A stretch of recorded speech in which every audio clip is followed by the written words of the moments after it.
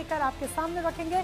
लेकिन चलिए शुरुआत बियॉन्ड हेडलाइंस की हमारी पहली खबर के साथ करते हैं। जेल में खेल, जांच के आदेश। जी हां, उत्तर प्रदेश के कारागार विभाग में खाद्य सामग्री की खरीद को लेकर एक बड़ा खेल सामने आया है। खाद्य तेल और मसालों से जुड़े 10 टेंडर्स में नियमों को ताक पर रखकर एक ही कंपनी को सभी टेंडर आवंटित किए जाने का मामला उजागर हुआ है। पूरी टेंडर प्रक्रिया पर अब सवाल उठ रहे हैं और बड़ी अनियमितता की आशंका जताई जा रही है। अब प्रशासन ने मामले का संज्ञान लेते हुए जांच के भी आदेश दे दिए हैं।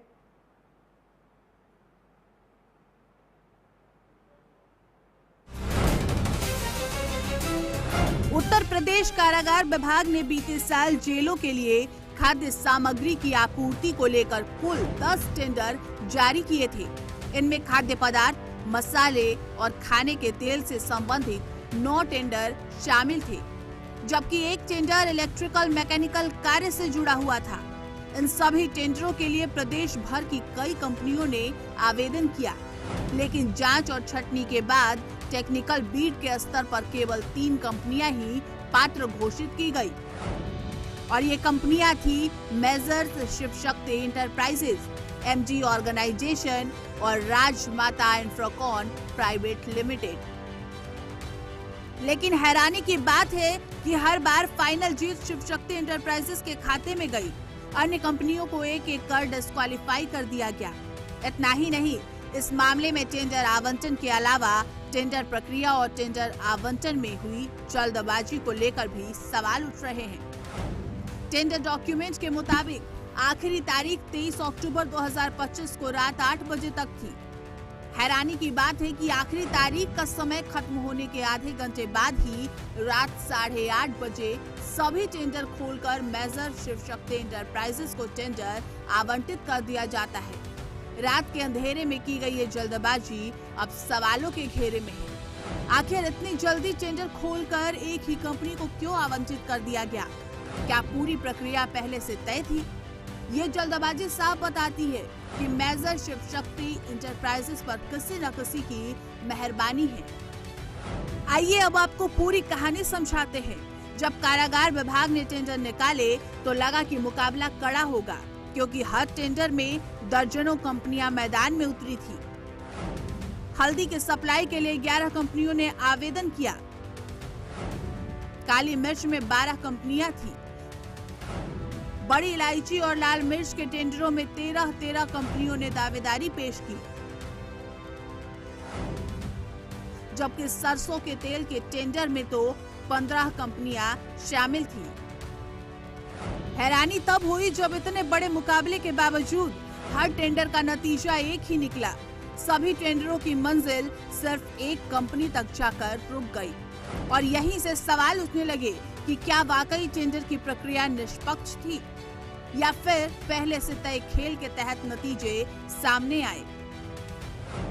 अब बात उन टेंडरों की भी जो सीधे सवालों के घेरे में है। जिन 10 टेंडरों को लेकर विवाद खड़ा हुआ है, उनके बिड नंबर आपकी टीवी स्क्रीन पर दिख रहे हैं। इन सभी टेंडरों में एक जैसी प्रक्रिया, एक जैसे नतीजे और एक ही कंपनी को फायदा मिलने के चलते अब जांच की सुई इन्हीं बिड्स पर टिक गई है। इस मामले को लेकर जब शिकायत की गई तो शिकायत पर संज्ञान लेते हुए संयुक्त सचिव सूर्य प्रकाश मिश्रा ने 16 दिसंबर 2025 को डीजी कारागार प्रशासन और सुधार सेवा को पत्र भेजकर जांच कराने के निर्देश दिए। और जब प्राइम न्यूज की टीम ने जांच पड़ताल की और डीजी जेल पीसी मीना से सवाल किए तो उन्होंने कहा कि उन्हें फिलहाल इस प्रकरण की पूरी जानकारी नहीं है।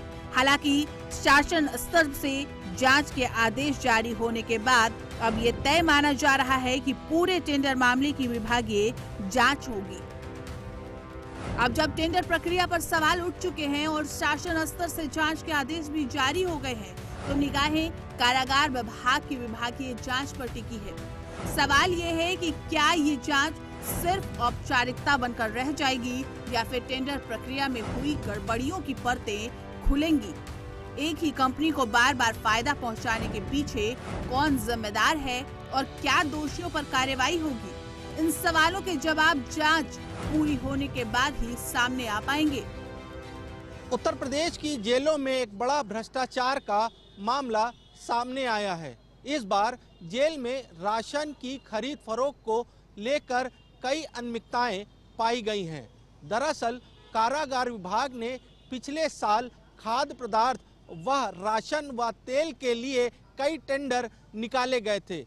इस टेंडर प्रक्रिया में कई कंपनियों ने टेंडर भरा था, लेकिन एक ही कंपनी शिव शक्ति इंटरप्राइजेस को ही टेंडर दिया गया।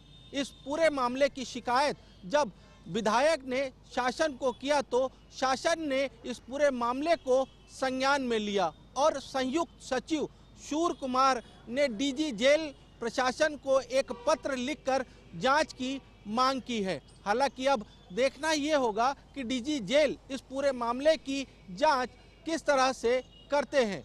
लखनऊ से आशीष कुमार वर्मा, प्राइम न्यूज। तो किस तरीके से इस जांच पड़ताल को आगे बढ़ाया जाएगा, ये वाकई में देखने वाली बात होगी। लेकिन ये मामला इतना बड़ा मामला है कि जो सीधे तौर पर ये दर्शाता है कि एक बड़ा खेल, एक बड़ी गड़बड़ी कहीं ना कहीं जरूर की गई है। क्योंकि जरा सोचिए, एक ही कंपनी को बार बार टेंडर जरा कैसे मिल जा रहा है, 10 आवेदन, लेकिन एक कंपनी बार बार कैसे सेलेक्ट हो जाती है, वो भी 30 मिनट में टेंडर फाइनल हो जाता है। एग्जैक्ट वो रेट्स कैसे सेट बैठ जाते हैं, इसे महज कोइंसिडेंस कहेंगे या फिर वाकई में एक सोची समझी साजिश कहेंगे। हमारे साथ हमारे सहयोगी जुड़ चुके हैं आशीष वर्मा, जिन्होंने ये पूरा खेल उजागर किया और आप तक ये पूरी रिपोर्ट विस्तार से पहुंचाई है। आशीष का रुख करते हैं। आशीष, ये दर्शाता है कि किस तरीके से गड़बड़ी अंदर खाने की जा रही थी। अब सवाल ये भी उठता है कि ये जो टेंडर का पूरा खेल है, जेल टेंडर का जो रचा जा रहा था, इसमें किस किस की संलिप्तता, क्या सिर्फ निचले स्तर के अधिकारी हैं जिनकी संलिप्तता है या उच्च अधिकारी भी इसमें शामिल है? ये पूरा गैंग है जो मिलकर सिर्फ आपस में पूरे लड्डू पेड़े खाना चाह रहा था? ये मामले की सच्चाई जानना बहुत जरूरी हो गया है। बिल्कुल, अभी तक की आप लोगों ने सुना होगा कि जो भ्रष्टाचार होता है या तो वो स्वास्थ्य विभाग में होता है या शिक्षा विभाग में होता है, लेकिन अब कहीं ना कहीं जो भ्रष्टाचार का जो खेत चढ़ा है वो जेल विभाग चढ़ा है। देखिए, जेल विभाग में अब जो मठाधीश जो बैठे हुए हैं, उन मठाधीशों ने बकायदा राशन के जो राशन आता है उस राशन में ही भ्रष्टाचार शुरू कर दिया है। तो देखिए, जिस तरीके से ये कहा जा सकता है कि जेल प्रशासन ने बकायदा राशन की खरीद के लिए एक टेंडर प्रक्रिया शुरू की थी। इसमें करीब 10 कंपनियां ऐसी थी जो जिन कंपनियों ने आवेदन किया था, लेकिन सभी कंपनियों को बकायदा रिजेक्ट कर दिया गया। एक ही कंपनी को इसमें फायदा पहुंचाया गया, शिव शक्ति इंटरप्राइजेस को। शिव शक्ति इंटरप्राइजेस की अगर बात की जाए, ये वही कंपनी है जिसको लगातार जेल विभाग काम दे रहा है, राशन की खरीद फरोख्त कर रहा है। और ऐसे में जब इसकी शिकायत की गई तो इसकी शिकायत के बाद बकायदा जो शासन स्तर के लोग हैं, उन्होंने बकायदा एक डीजी जेल को पत्र लिखा और इस पूरे मामले की जांच के आदेश दिए गए। हालांकि अब जांच किस तरीके से होती है, किस तरीके से लिपापोती होती है, ये जब जांच रिपोर्ट आएगी तब पता चलेगा। लेकिन सबसे बड़ा सवाल यही खड़ा हो जाता है कि जेल विभाग के अंदर इतना बड़ा जो भ्रष्टाचार का जो खेल किया गया है, इसमें कौन कौन संलिप्त है, क्या कौन कौन अधिकारी सम्मिलित है, ये जब जांच रिपोर्ट आएगी तभी खुलासा हो पाएगा। अभी फिलहाल टेंडर प्रक्रिया में क्या सिचुएशन है? अभी फिलहाल जो टेंडर दिए गए, जब ये टेंडर पकड़ा गया कि बार बार इसी कंपनी को टेंडर मिल रहा है, बार बार रेट्स कैसे एग्जैक्ट फिट बैठ जाते हैं, तो क्या वो टेंडर उनसे छीन लिया गया है, वो कॉन्ट्रैक्ट खत्म कर दिया गया है या अभी वो कॉन्ट्रैक्ट कंटिन्यू है? अभी जो मौजूदा सिचुएशन है कार्य की, ये मामला प्रकाश में आने के बाद, वो क्या है? देखिए, ये जो पूरा मामला है, ये मामला ज्यादा पुराना मामला भी नहीं है। ये मामला अगर देखेंगे तो 16 दिसंबर यानी कि जो साल अभी बीता है वो 16 दिसंबर का ये पूरा मामला है, क्योंकि जो टेंडर की प्रक्रिया शुरू हुई थी वो 23 अक्टूबर 2025 में टेंडर की प्रक्रिया शुरू हुई थी और आधे घंटे में यानी कि शाम 8 बजे टेंडर खुले और 8:30 पे टेंडर की प्रक्रिया पूरी खत्म हो गई। यानी कि आधे घंटे के अंदर ये पूरा खेल रचा गया और एक ही कंपनी यानी कि शिव शक्ति इंटरप्राइजेस जो कंपनी है उसको टेंडर दे दिया गया। एक अनियमितता कमी पाई गई है, कई अनियमितताएं पाई गई हैं। हालांकि अगर जो शासन की तरफ से जो चिट्ठी डीजी जेल को लिखी गई है, उस चिट्ठी में भी यही कहा गया है कि जो सामान की जो तमाम खरीद पाई गई हैं और अब फरोख्त इन अनियमितताओं की उम्मीद है कि जांच पड़ताल निष्पक्ष तरीके से होगी। आगे भी अपडेट आपसे लेते रहेंगे, लेकिन फिलहाल जुड़ने के लिए और तमाम जानकारी के लिए धन्यवाद आपका। तो यूपी में किस तरीके से जेल में टेंडर को लेकर ये बड़ा खेल रचा जा रहा था, वो यहाँ पर उजागर हुआ है। मामले में जांच के आदेश दिए गए हैं और जांच आगे बढ़ाई जाएगी। तथ्य कई जाहिर सी बात है निकलकर सामने आएंगे। और चलिए अब आगे बढ़ते हैं, बात करते हैं उत्तर प्रदेश की ही। जब हम बात कर रहे हैं